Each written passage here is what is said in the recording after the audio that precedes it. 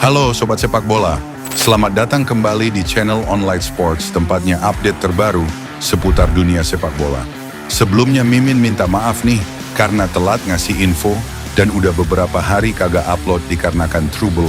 Kali ini kita akan membahas pertandingan yang baru saja berlangsung antara Timnas Indonesia melawan Australia dalam kualifikasi Piala Dunia 2026. Sayangnya, Garuda harus mengakui keunggulan Australia dengan skor telak 5-1. Atas kekalahan ini banyak hal yang terjadi. Apa saja yang terjadi dalam laga ini? Mari kita kupas tuntas.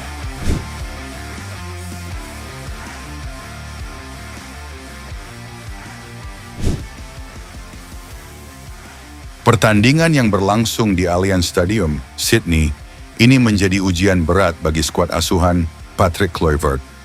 Sejak peluit awal dibunyikan, Indonesia sebenarnya tampil percaya diri dengan menekan di awal kick-off dan mencoba menekan pertahanan Australia.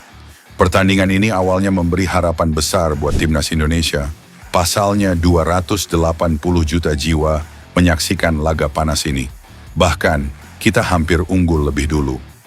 Di menit-menit awal, Indonesia mendapatkan peluang emas untuk memimpin melalui titik penalti setelah Rafael Struijk dilanggar. Namun sayangnya, eksekusi penalti dari Kevin Dix gagal membuahkan gol setelah bola mengenai tiang gawang. Momen ini menjadi titik balik yang mempengaruhi mental para pemain Garuda. Tak berselang lama, petaka itu datang bagi Indonesia. Pada menit ke-18, Australia mendapatkan penalti setelah Nathan melanggar salap satu. Pemain Australia, wasit pun tak senggang meniup peluit dan langsung mengecek VAR. Kebingungan di lini pertahanan Timnas menjadi-jadi, keputusan wasit pun ya, tarikan Nathan membuat petaka bagi Timnas yang dieksekusi dengan sempurna oleh Martin Boyle. Gol ini lahir akibat pelanggaran di kotak penalti yang seharusnya bisa dihindari oleh lini belakang Indonesia. Sayang sekali.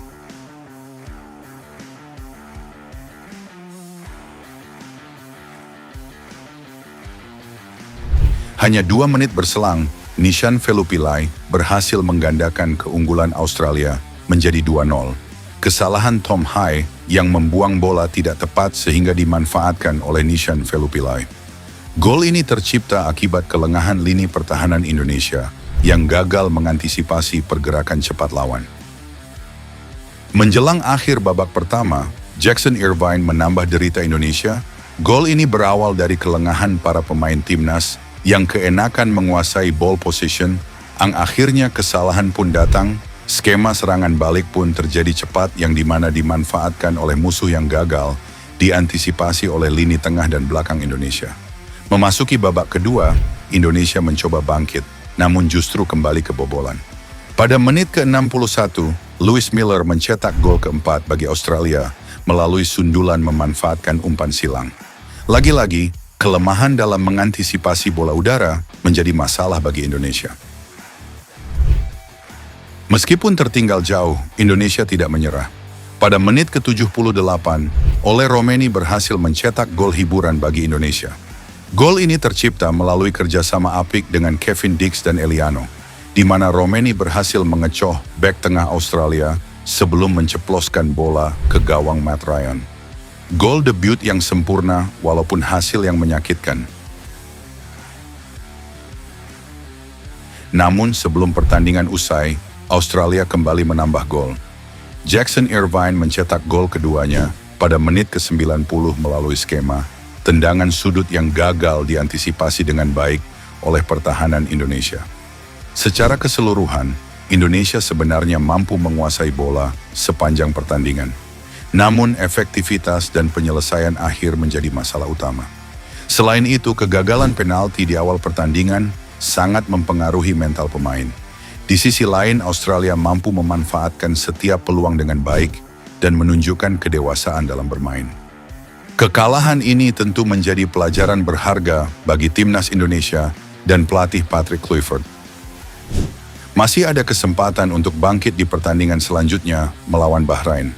Dukungan dan doa dari seluruh masyarakat Indonesia sangat dibutuhkan agar Garuda bisa terbang tinggi lagi. Perbincangan mengenai pergantian pelatih semakin intens. Dalam sebuah podcast yang menampilkan mantan pelatih Timnas Indonesia, Coach Shin Tae-yong. Dalam podcast tersebut dihadir beberapa pemain seperti Verdong, Orat Mangon, dan Kevin Dix. Mereka membahas tentang kenapa bisa mengganti pelatih di tengah-tengah kompetisi berjalan. Ik denk nog steeds, of ik denk wel dat hij gewoon goed in de groep lag. Dat niet...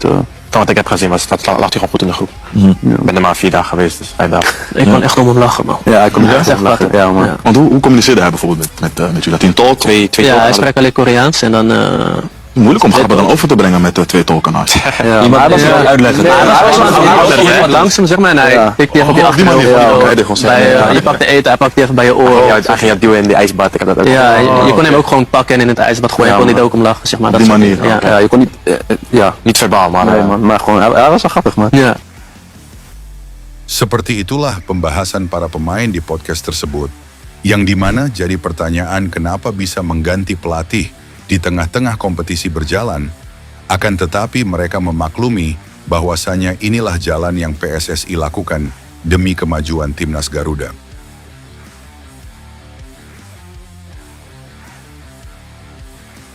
Kekalahan dari Australia telah memicu evaluasi mendalam terhadap kinerja pelatih dan kontribusi pemain dalam upaya meningkatkan prestasi Timnas Indonesia ke depannya.